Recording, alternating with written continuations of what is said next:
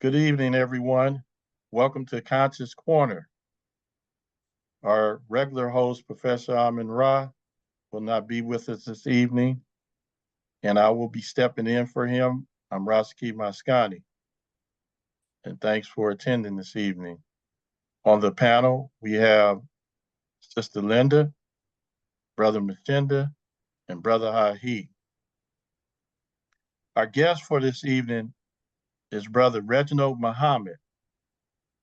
And Brother Reginald Muhammad has created a book to explain the National Reparations Declaration, a quantitative and qualitative blueprint for Black redress, and it's the first book or document ever published to include a complete definition of reparation and provide a clear model, methodology, and quantification scale to secure Black reparations in America. Also, the topic for this evening is the best Black African response to the post-presidential election 2024. So I spoke with Brother Reginald yesterday, and he agreed to come on last minute, and I'm glad he did. Welcome, Brother Reginald. How are you this evening? Good. Good. Assalamu alaikum, brother. Alaikum salam. Thanks for coming. And yes, and I know I'm talking to the entire family of Barigani, Hotep, and Free the Land. And what's up to the people? And thank each and every one of y'all who thought it not robbery to come on tonight and hear what we had to say about the best Black or African response to the post-presidential election 2024.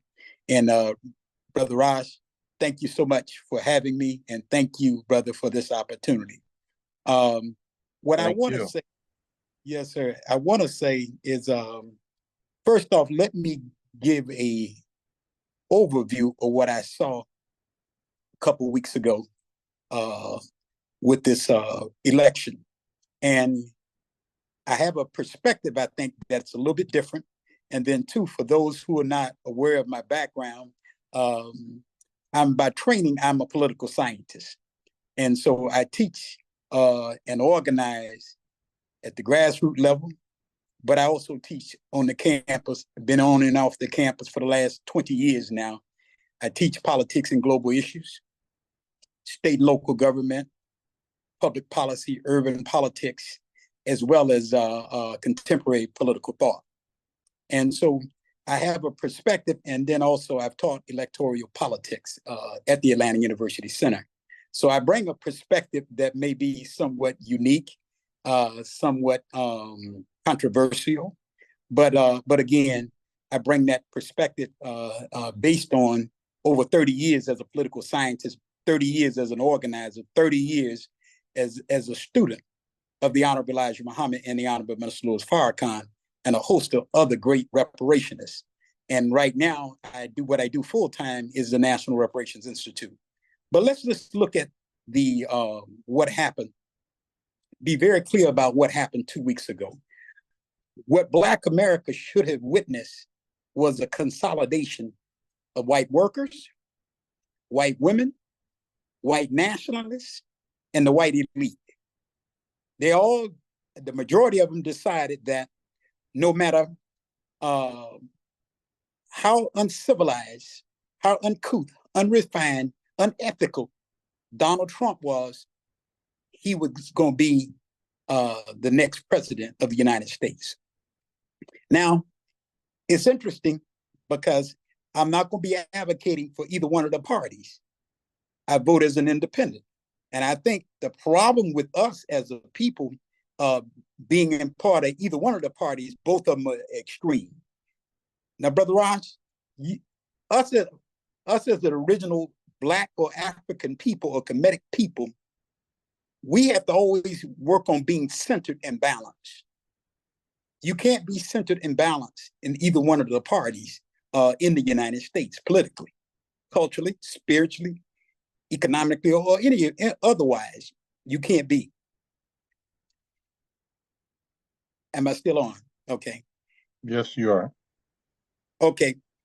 You cannot be balanced if you're in either one of the parties and you're pushing the agenda, because that extreme right agenda, it's counter.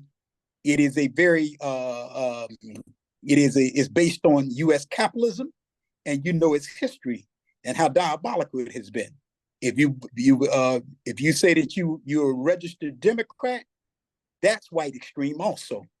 Because look at the agenda and look at what they had our people pushing.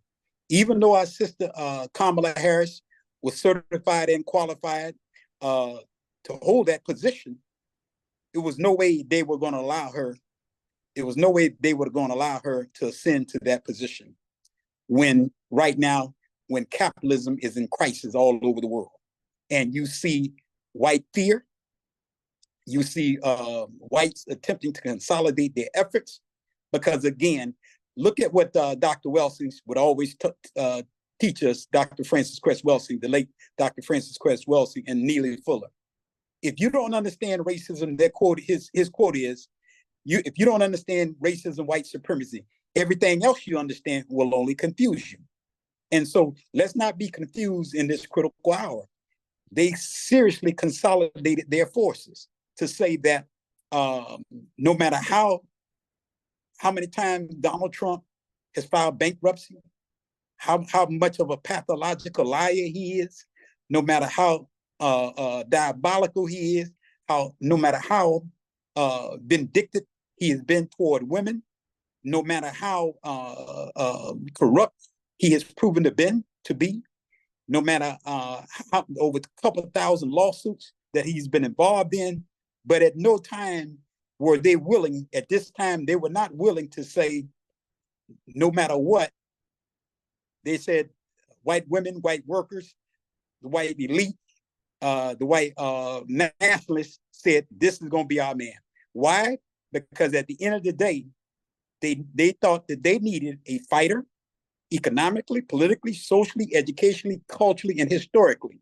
So what you saw was a consolidation of all those white nationalists, white workers, white ruling class, white elite, and white women. And of course, you had some blacks that jumped on board. And then, of course, you had a growing Latino population that decided that Donald Trump was their man. Now, think about that, though. Here's to show you that it was a deliberate consolidation.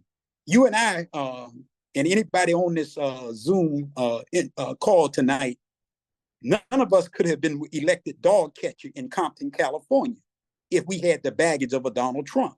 Now, remember, this is the same Trump who's part of the January 20th, the attack on the Capitol, where they attempted to block the efforts of the new elected president.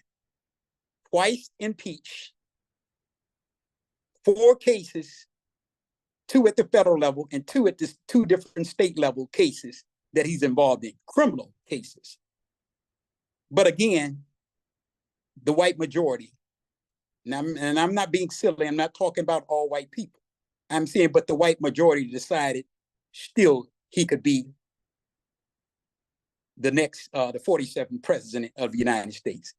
There is no black man or woman in the United States, no black man or woman in the United States could have had that kind of baggage and would be elected president. And because I can show you where blacks who have committed far less crimes than he has, and they sank their campaign after one controversy with a woman or one controversy with something illegal or money or otherwise.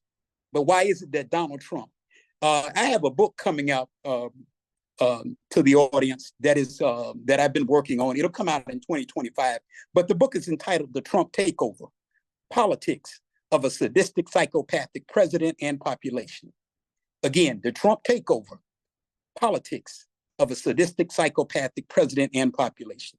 That's what you got here in white America, in America now, who would elect a Donald Trump. No matter what the baggage is, he was going to be their man. Why? Because for the white elite. Remember now, when he was the 45th president, he gave them the biggest tax break ever in U.S. history. For white nationalists, he comes with the kick butt, big stick mentality.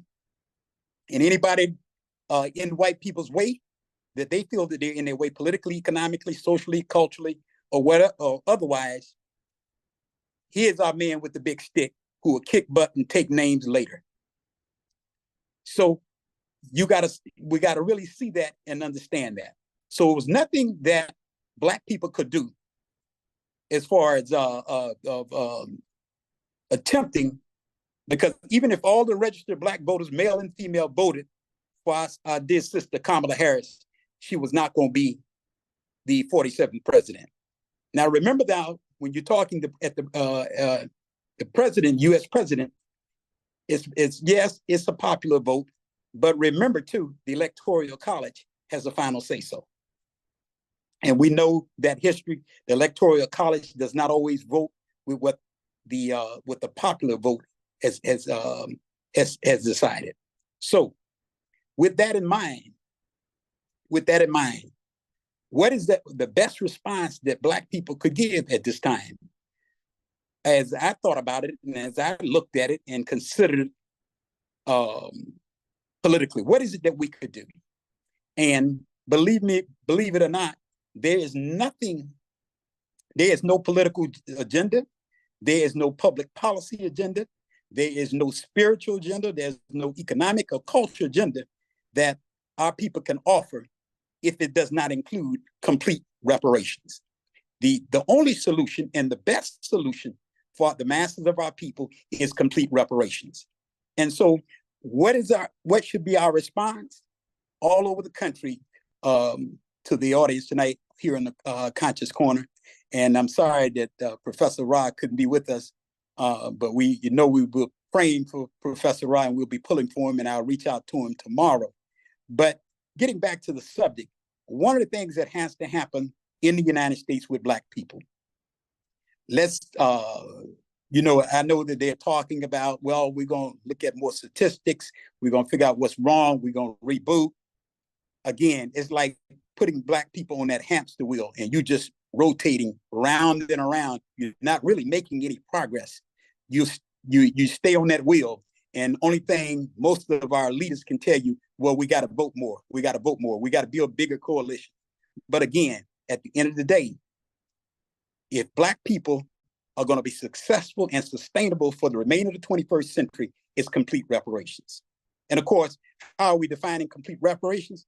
The process by which the people are provided with the means to restore their condition, to achieve complete decolonization, to make themselves whole through the ability to self-govern, self-sustain, and self-defend with their own independent landmass, economy, education, culture, and high civilization.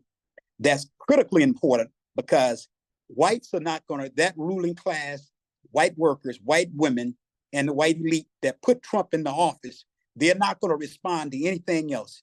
Pleading, protesting, picketing, prayer breakfast, and petitioning. That would not shape public policy that would provide a base and a foundation that is sustainable and successful for Blacks for the remainder of the 21st century. Now, remember why is it complete reparation? If we say, Brother Ross, we have a homeless problem here in the United States, which we do, is growing. We say that we have a poverty rate that's growing, the illiteracy rate that's growing, the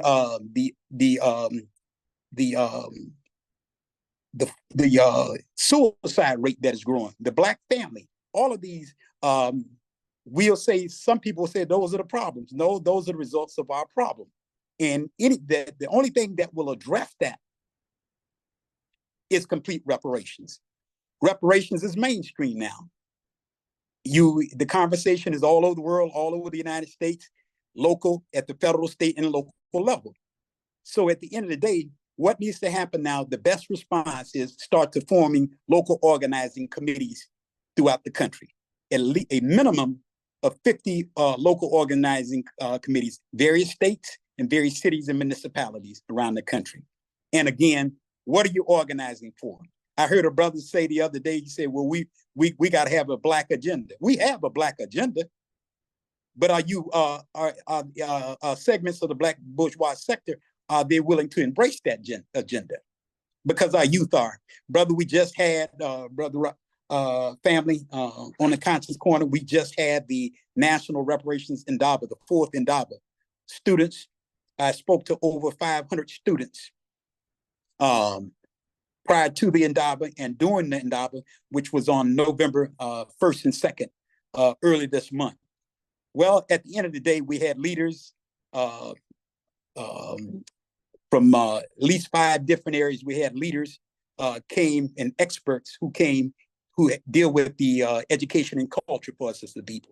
They came and talked about and presented their best work on economics and investment, public and mental health, and then state land acquisition, and then 5, public policy and legislation. Now, what was unique about this 4th annual Indaba, it was youth and centered based. So we had students from different institutions, of course, the Atlanta University Center, Spelman Morehouse, Clark Atlanta University, Morris Brown, but we had students from around the country. And I can assure you they are ready with the reparations piece. Some of the old guard are not going to participate in reparations. And remember, when we say complete reparations, family, we're not talking about just the federal government. We're talking about the select multinational corporations that owe us. We're talking about nonprofits that owe us, and also we're talking about the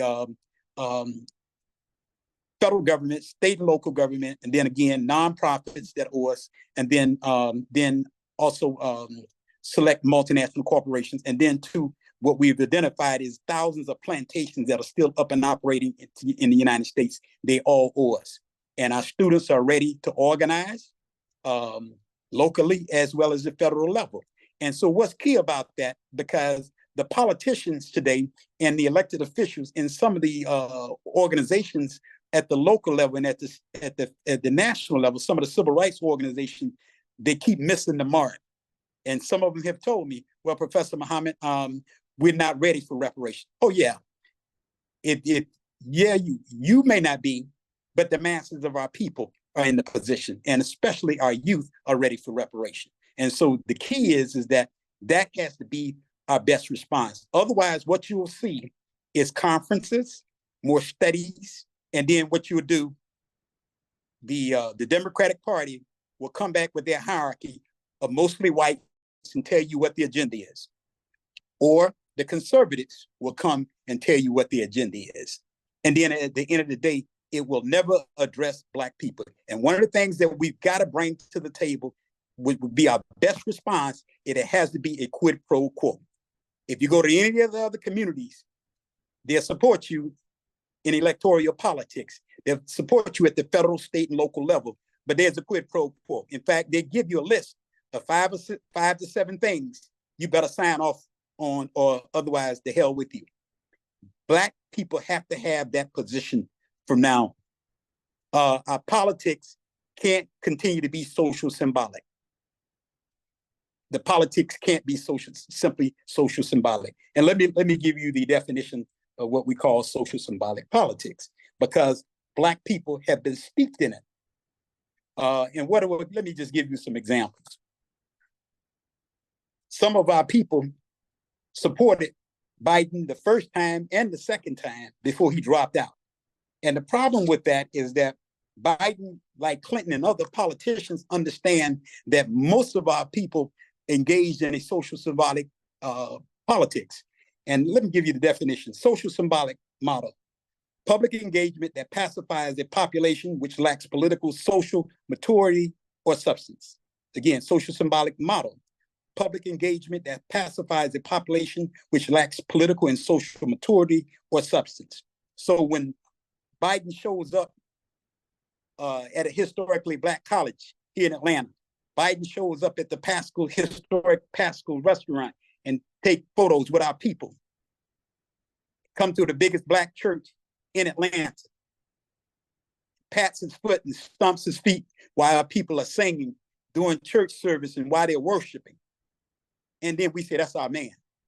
And at the end of the day, that's not public policy. That will not give the people what we need economically, politically, socially, educationally, and culturally. will not help and provide for that. Hey, And brother Reginald, okay. can we get the panel?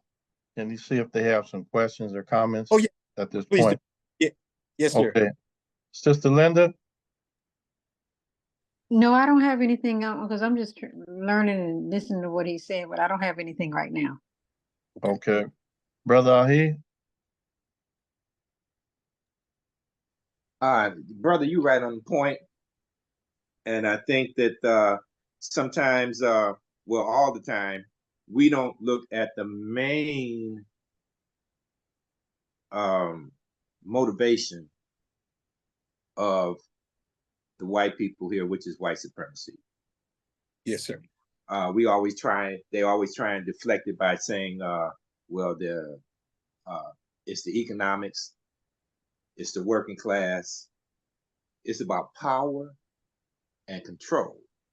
Yes, sir. You said something about the social symbolic political maturity. Yes, sir. I have a unique situation being here in Michigan with observing the Arabs and the progressive African diaspora. Yes, sir. The Arabs, like a marginal group, yes, sir. sway the election here in Michigan with 200,000 people. Exactly. Good point. They sat back and told the powers that be that we're not voting for you unless you address the genocide that's happening over in the Middle East. Exactly. Yes, sir. And they did, and they had an effect on this election here in the state of Michigan. Yes, sir. The next time they have a national election, they will be heard. Oh, absolutely. They want that power. Yes, sir. What is wrong that we cannot galvanize and have an agenda that we can push or will push in order for our support? Because that seems like the only leverage that we really have. Yes, sir. On the political scale, is to galvanize and tell them what we want, and we're not voting Democrat or Republican or anything else. And you got to sacrifice to do it. Yes, sir. You got to sacrifice it. It's not an immediate fix, but they have to know that you're serious and you're just not business as usual. And I'm going to leave it at that with you, Brother Muhammad. Brother, thank you. Profound point. I concur with you, because one of the things that I have in the Declaration is called the quadruple-based paradigm. The quadruple-based paradigm says that internationally, nationally, and locally, there is always a European ruling class somewhere, internationally, nationally, and locally. And what they care about is, number one, is that their power base, what you just said, brother, their power base is number one. Number two is their profit base. Number three is their policy base. And number four, their privilege base. That's how they make all of their political and economic decisions. It ain't based on what is fair, what is just, what is equitable, what is civil, and what is human. See, and we attempt to appeal to them in that manner. So they just showed you with the election of Trump that it make no difference to them. White Christians, white nationalists, white elite. You couldn't have found a candidate more uncivilized, uncouth, unrefined, unethical, and unworthy of the office. But they put him there because he would end up being their best dirty worker. And so you're absolutely correct, brother. You're absolutely correct. So what's our best offensive? Yes, Brother Reginald, let's get Mashinda in there, and then you. Yes, sir. Excuse me, brother. Yes, Brother Mashinda. Yo, I'm just listening. I'm in agreement, but at the same time, baby boomers is getting older. Yes, sir. People that grew up in civil rights and all the other facets of trying to come up in life, trying to, reparations, the whole 9 yards. People that grew up in families that were in tune to what's going on. This is not something new. Yes, sir. And so when you're dealing with the silent generation of the 1928 to 1945, they're dying off. They're still here, but they're getting older. Yes, sir. And then you move up to the baby boomers and the millennials. Yes, sir. Born in the mid 60s to like 1981 or something like that. So there's a cluster of folks that are still around that's conscious. You're one of them. I'm one of them. Everybody on the call is one of them. And so, but there's a lot of new people on the block, and that's the Gen X and the different.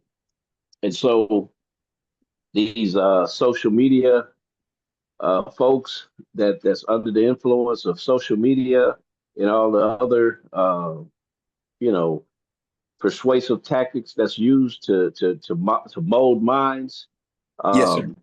So my cup is half full, though. I must say I'm not giving up, and I'm not saying that reparations or nothing, that this can't happen. I'm all for it. It makes sense, but you know again, we're talking about the election. We're talking about the post-election mentality, describing what happened. People people are uninformed. Yes, sir. People aren't as deep as we think they are, and so Misinformed, we, yeah. we, we we're basically we're giving them too much credit. And Yeah. in other words, what you expect. I work in education.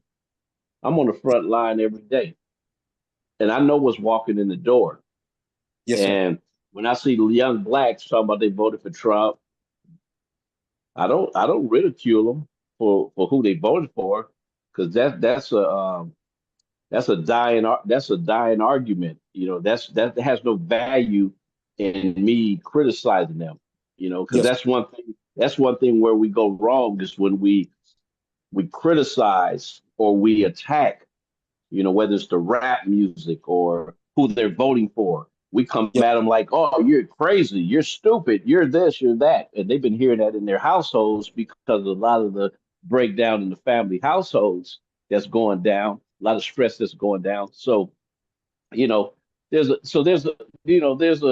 there's a strategy to provoke thought and discussion among our youth. And when I say youth, I'm not talking about 9, 10-year-olds or 15 or 20 years old. I'm talking about 30-year-olds, 35-year-olds. yes, sir. And so what's happening is it's got the communication has gotten lost in the shuffle. And so they're fitting. Whose Well, communication, Brother I said, Mashinda? Whose communication? Help me understand how the non-white people are embracing white supremacy.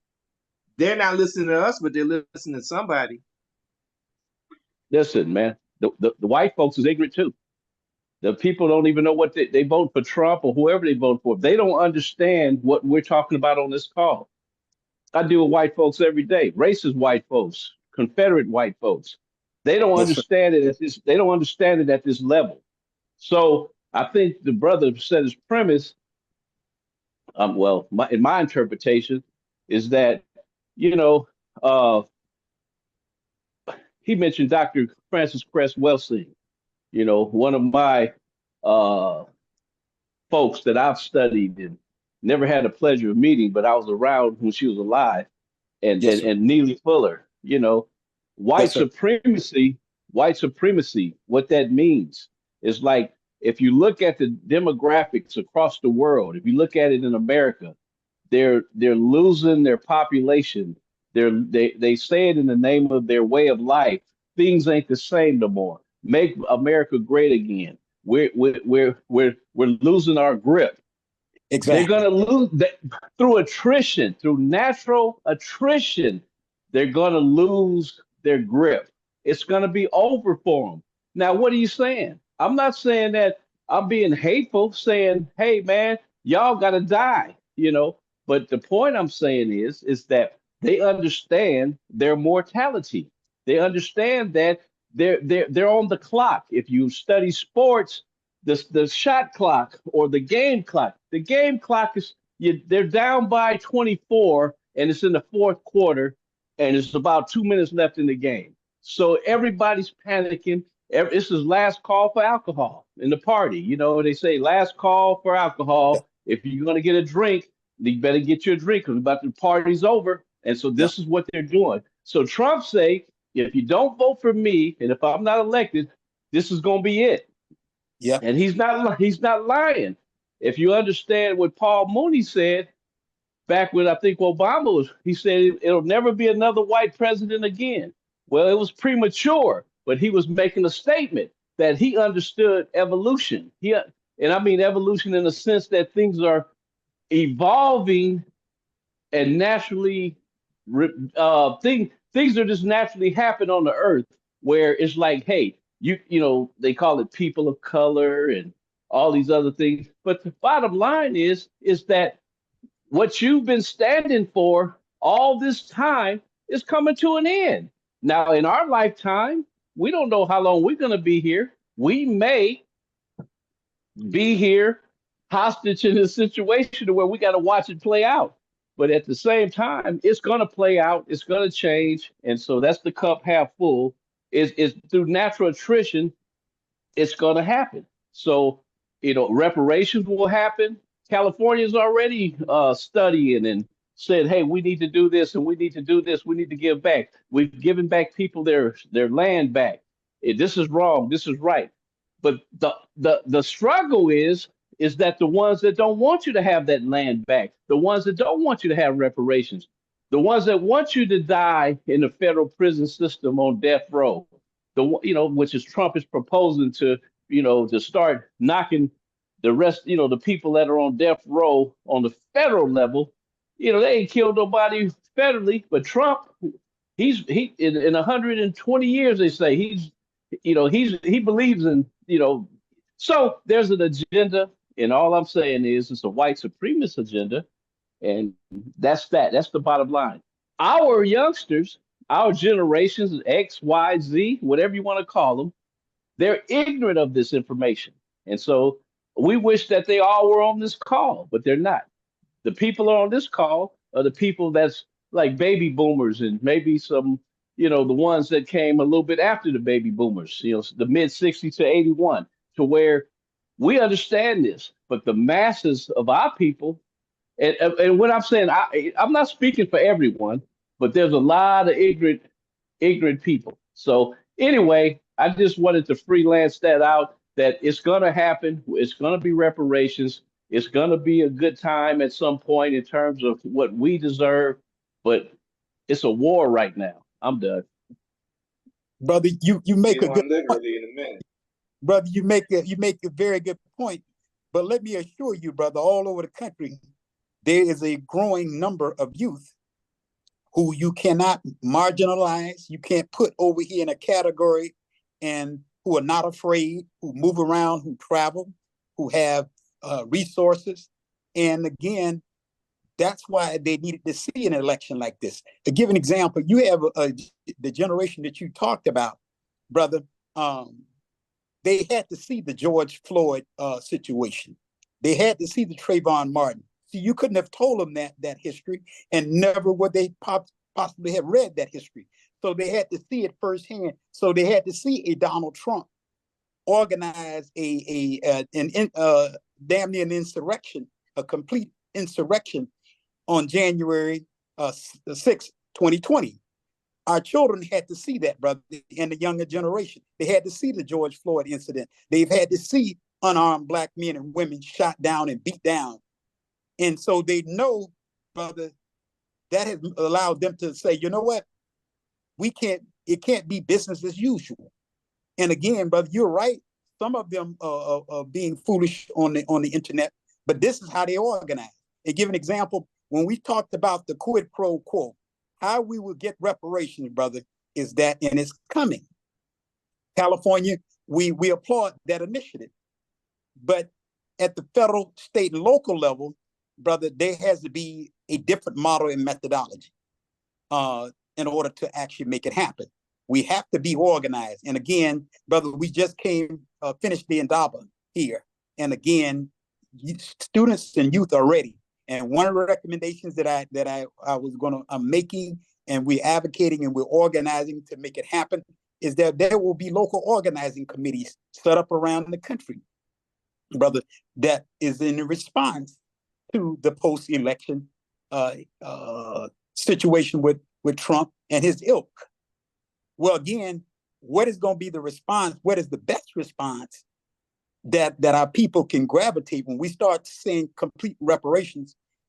That there are so many variables that everybody can be involved in, no matter what your ideology, your philosophy, or your theology.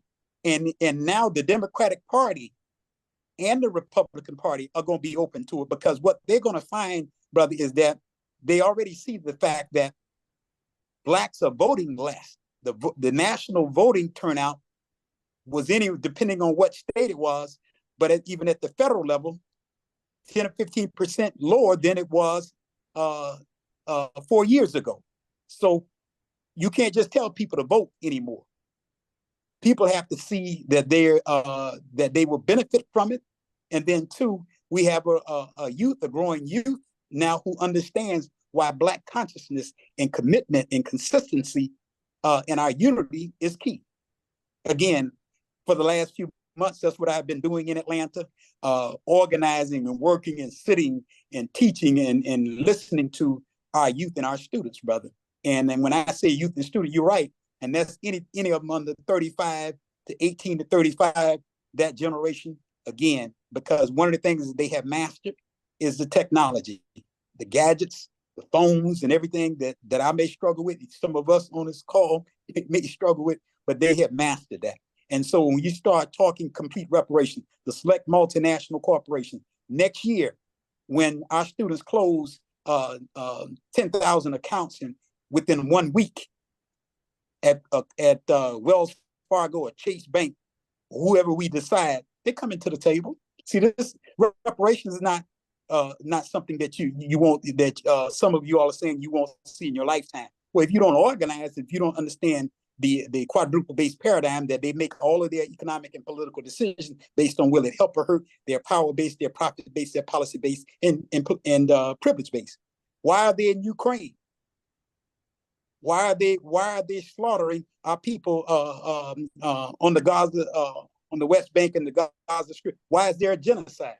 Well, again, apply the quadruple-based paradigm. Does it help or hurt their power-based, their profit-based, their policy-based, and privilege-based? They'll decide reparations based on the paradigm also.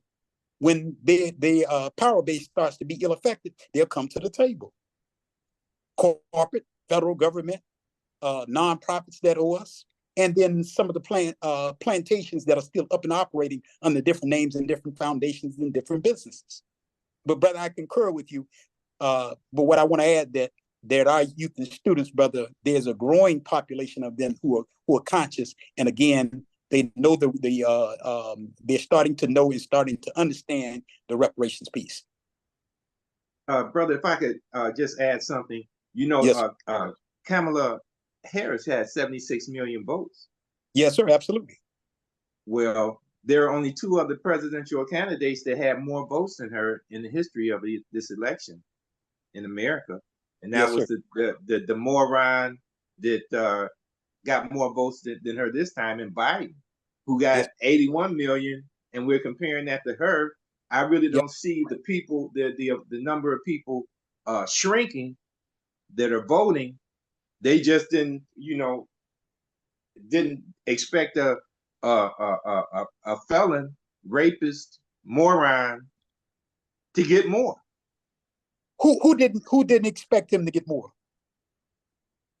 Some of the people who are not who aren't really interested in this process or interested in the history of these devils. Okay. Well, I was saying in the swing states, brother, you'll see that there was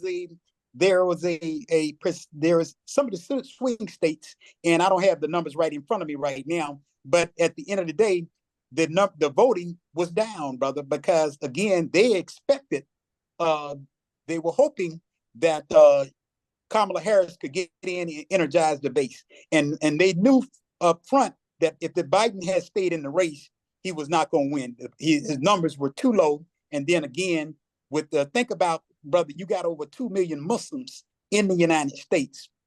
And you talked about Michigan, but you're talking about Pennsylvania, you're talking about some of the southern states, and even the northeastern states where there's heavy Muslim populations. Yeah.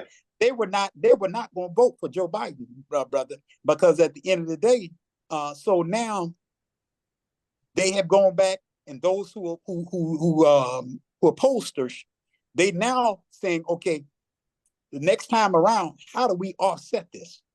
Well, you're going to have to come to the table, and now hopefully our people will understand that when you're dealing with electoral politics, whether it's federal, state, or local level, always decide what that quid pro quo is going to be.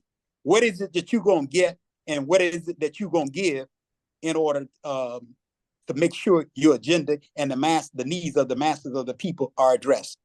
And so, again, I concur with you all.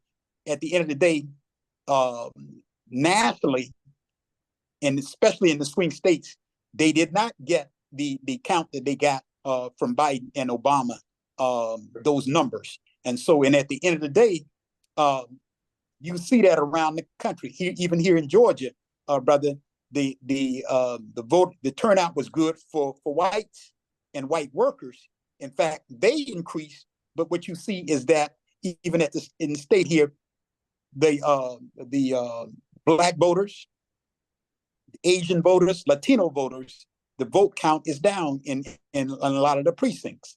And again, because compared to 81, compared to 2020. Yes, sir. Okay. Okay. And so at the end of the day, my point is that you can't just tell people and young people just go vote.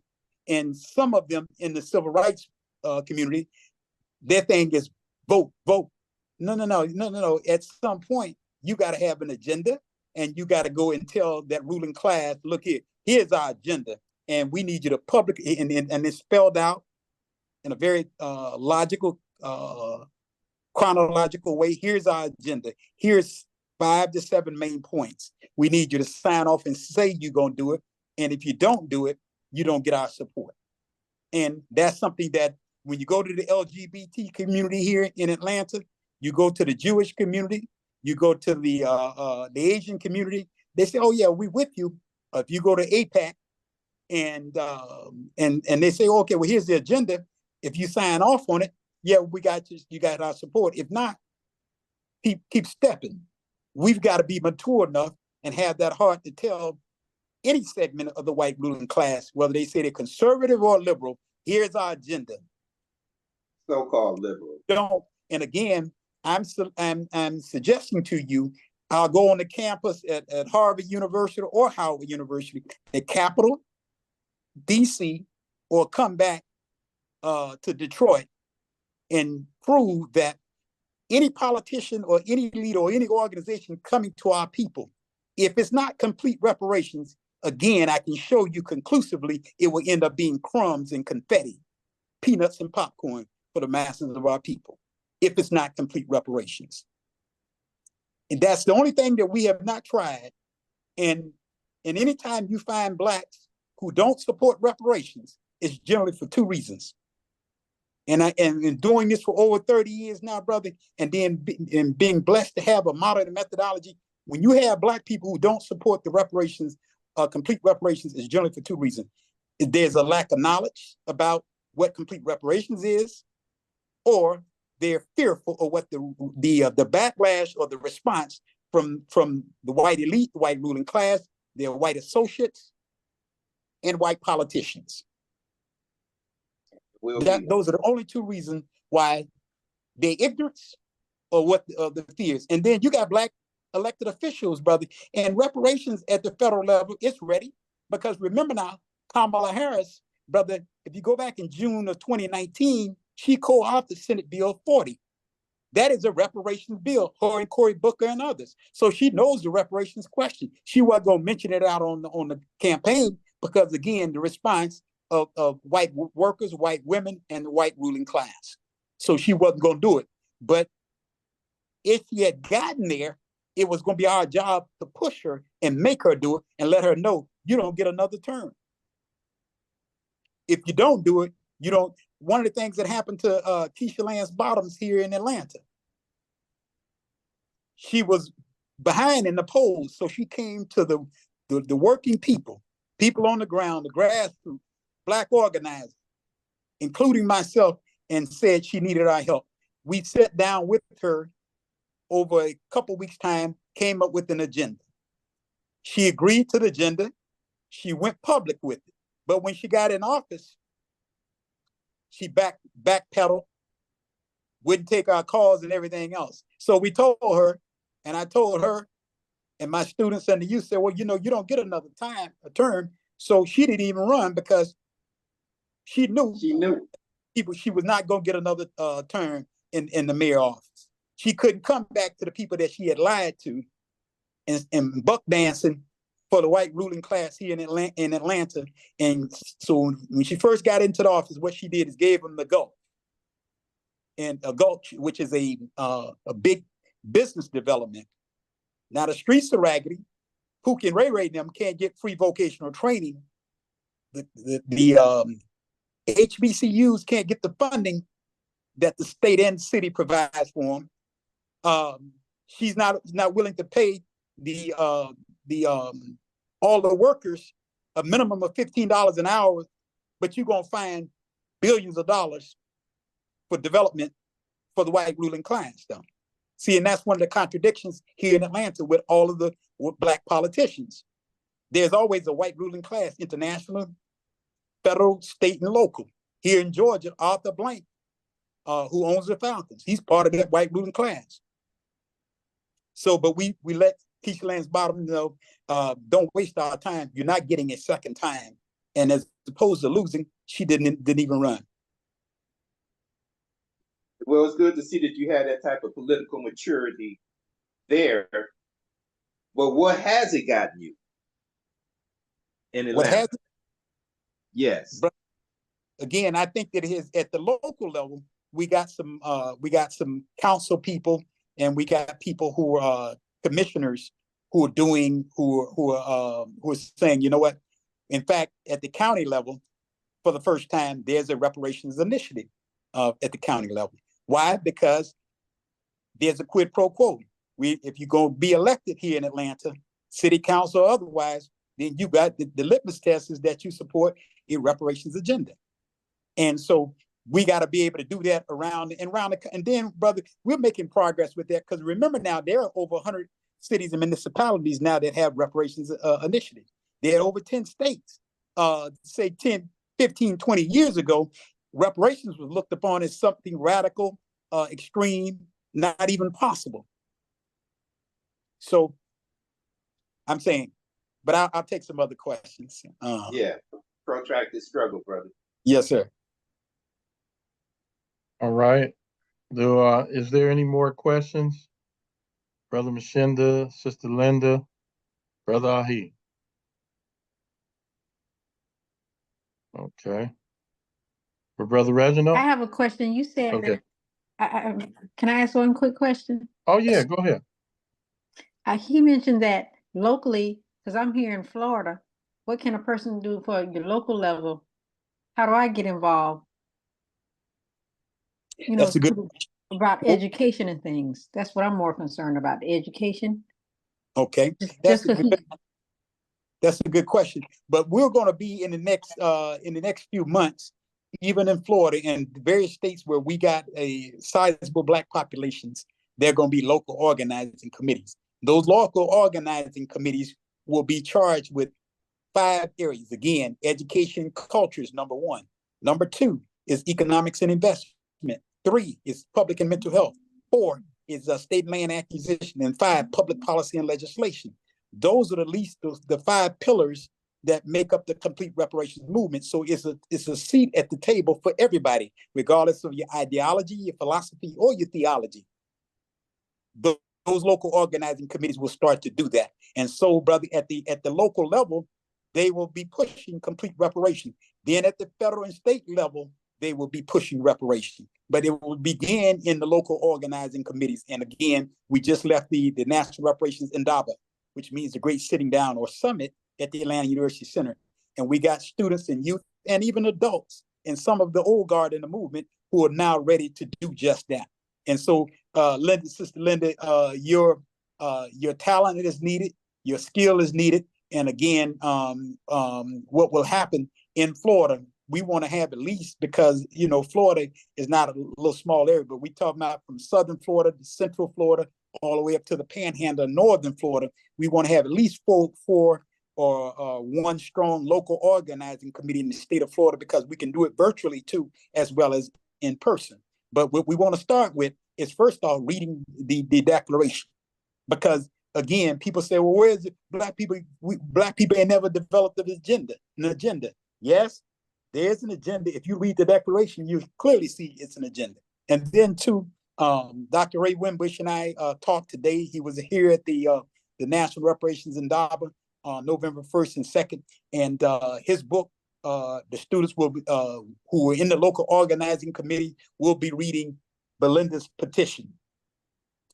It is a concise history of the reparations a concise history for reparations for the transatlantic slave trade. And again, why this book is key also too, it is a quick read. The name again, brother, because I can't see that. Oh, okay. Lynda. Belinda's Petition, a concise history of the, a concise history of the reparations for the transatlantic slave trade. And that's by Dr. Ray Wimbush. It is a quick read, and when you read it, our students don't have to read 300, 400 pages trying to figure out what you're talking about. And I just went through the book, and shame on me, all the books that I read on reparations, I had not read Dr. Ray Wimbush's book, but my students and the youth here are buying the book, and they will be reading the book in local organizing committees. That's Dr. how we Dr. Ray Wimbush. He wrote the book Ray to the state. Wimbush. Some consider him the father and the dean of the reparations movement today, but he's at Morgan State University. He wrote the foreword for the National Reparations Declaration. And again, what's key about the National Reparations Declaration is that when you read it, we clearly define what complete reparations is, who owes us, why they owe us, how much they owe us, and why reparations is good for all of Black America. We're able to do that in 82 pages. And again, we had to write something. So if Pookie or Peanut is standing on the corner, campus, corporate America, or in Congress, when they read it, they're like, oh, you know what? That makes sense. We can do this. We had to write it, again, less than 100 pages. So because of the attention span of our youth, and when they read it, if you look at the reviews that we've gotten from the youth who have read the declaration, then you see that it's something that they will read, it'll hold their interest, and they're gonna, okay, we can do this. And it's legit for us. It's legit for us. And so again, that's my position. Anybody got any questions, any comments about anything that I said? And I know I'm kind of bouncing around, I've said a lot, but again, that's what we're pushing post presidential election 2024. There's nothing again, they're talking about we're going to study, we're going to reboot, we're going to see what works, what doesn't work. That's what Black politicians and elected officials are saying. And again, Blacks, you just cannot put them in the Democratic Party and say stay there and follow our agenda. You're not going to be just put them in the Republican Party and say, here's our follow the agenda from the white ruling class and get them to stay and go along with it. They're just not doing that, especially young people, brother. Good to see us get there. Yeah.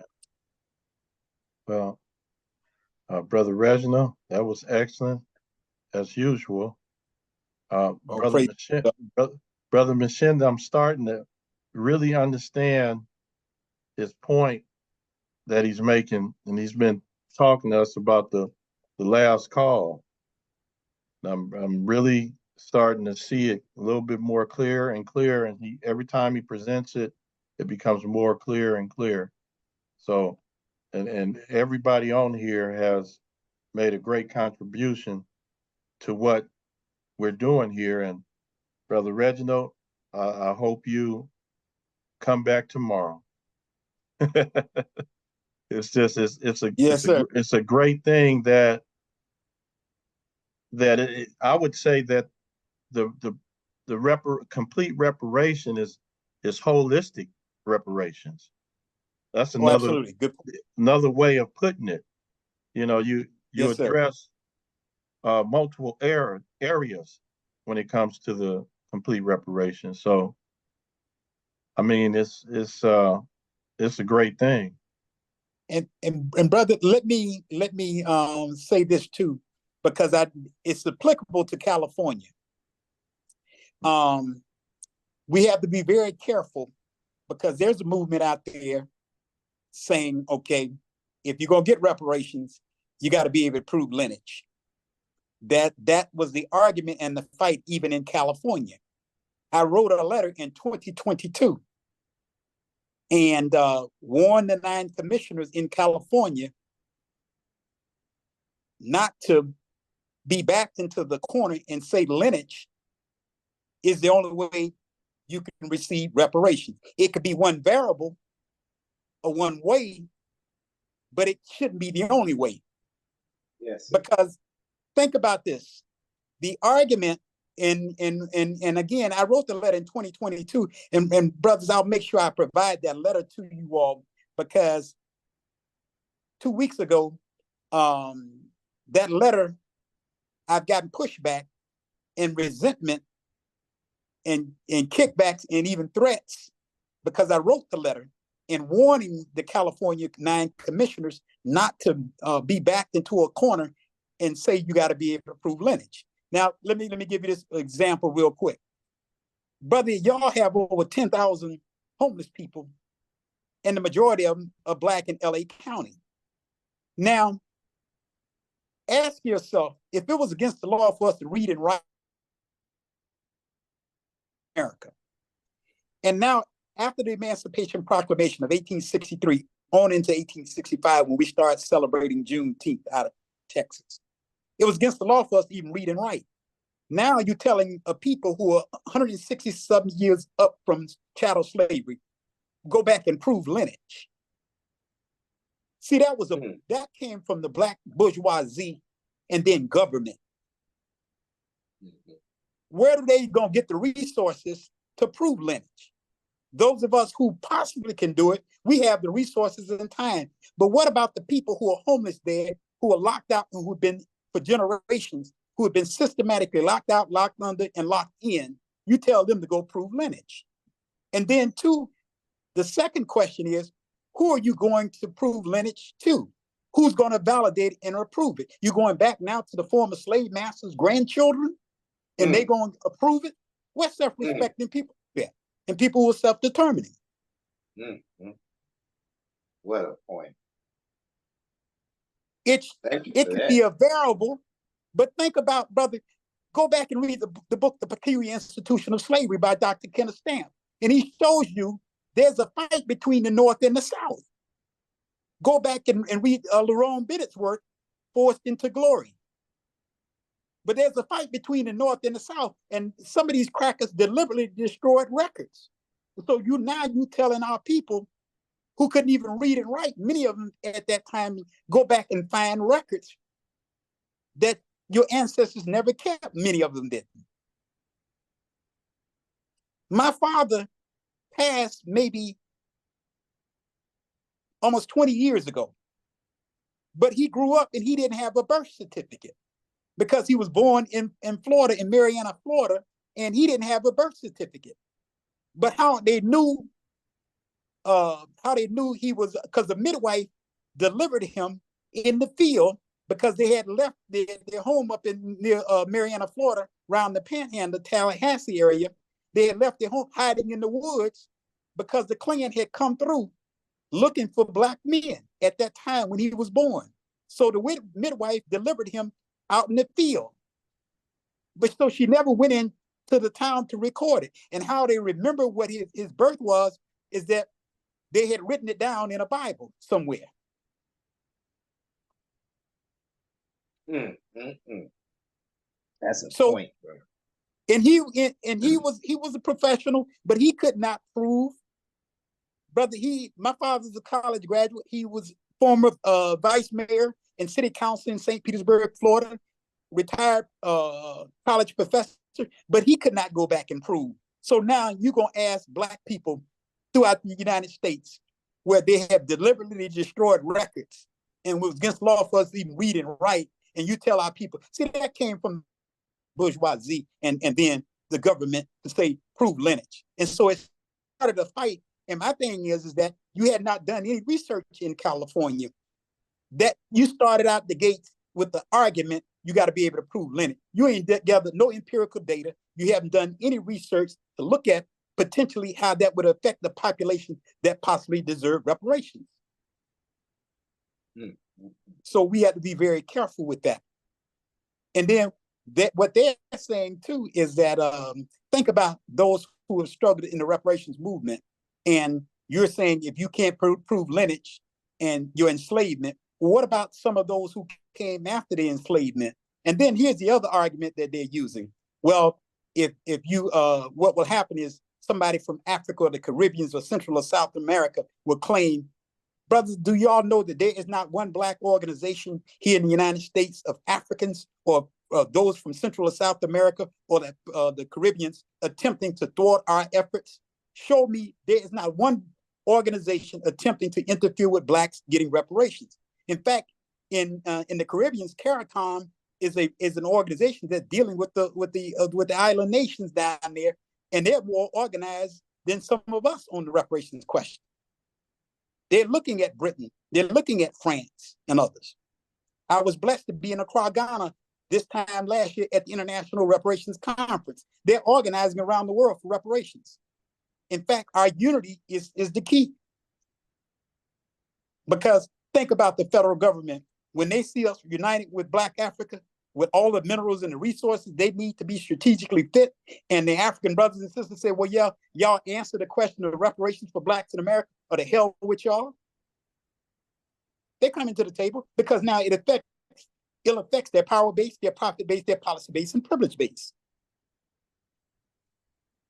And remember now, you can't be the superpower unless you can control populations, land masses, wealth, and resources. You can't be the superpower unless you can control land masses, populations, wealth, and resources of others. And have an army. Yeah. Well, that's the power base, brother. You're absolutely right. When you keep hearing me saying the power base, that's one of the components within the power base. That military. You're absolutely right. We're on the same page. Well, this is excellent. Let's have some parting words, Brother Reginald, please. Well, let me make sure. Is there any questions? Do I need to clarify anything? Well, brother, I want to first again thank you all for always having me and having this platform for not just me, but for others who have been here. Brother, you all have brought on a range of guests. You all have been consistent for years. And brother, again, we just thank you and applaud you all, brother, because we have a way of communicating with each other from around the country instantly. And again with the videos that you all have circulated, you all have helped grow young people and re-inspire, reinvigorate, and retool those of us who are older in the movement. So this is absolutely necessary. And so, and again, it's key. And so remember, brothers, please give your support to the National Reparations Institute. I have known Professor Ra for over 40 years now. I was never registered in any of his classes, but I would audit the class. I would sit in on it, Professor Ra. And then one of the things, brother, y'all used to do the Black Consciousness conferences in December. Brother, some of the best conferences when I was in my 20s and in my 30s, brother, some of the best conferences you all would do every year. I'm not sure they still do the Black Consciousness conferences, but you all had some of the best student organizers, best leaders from around the country, brother, and that helped shape the base and the foundation. So I will always be grateful and appreciative, brother, for the body of work that you all have done, and those who are working with you all on the Conscious Corner, all of you all. And I know Professor Ra has helped. And again, just thank you all. And you all can visit us. Please visit our website, nationalreparationsinstitute.org. We are a 501c3 organization. We don't take money from the government or anybody else. It's the people who have supported us, brother. And we need your support. And I would say, first off, start by getting the National Reparations Declaration. The ebook, you can get the ebook or you can get the hard copy. And again, what that does, that allows us to stay in print. It's a quick read. Over 30 scholars have reviewed it. Dr. Ray Wimbush at Morgan State University, he wrote the foreword. He called me a few years ago and he said, Professor Muhammad, in my 40 years, I have never seen a better calculation than what you all have provided. I will write the foreword. We didn't go get white scholars. We didn't use their data. But Brother Michael, he at the Institute, developed the scale. And even, because I was a student who struggled in math in college. And so, but the scale, when you read it, it makes sense. We cover 4 areas that you got to look at when you're talking complete reparation. Brother Rock, there's another problem in the reparations movement. There are those who are running around saying, give me a check. There's a major land, the problem with that, there's a major land question that has to be dealt with. Complete at the federal, state, and local level. Black people are operating on less than 2 million acres of land, over 45 million Black people in America. That cannot feed Black people and sustain us as a people. But up until 1970, brother, we were controlling over 15 million acres of land. Reverend Howard Gunn was at the National Reparations Indaba here in Atlanta. He's a brother that owns over 500 acres of land in Georgia and in Mississippi. And in Florida, I should say. So please visit our website, nationalreparationsinstitute.org, or please give us a call at the National Reparations Institute. And again, I think I have a card. Let me get my number. But anyway, if you need our number, you can call me directly at 404-645-0513.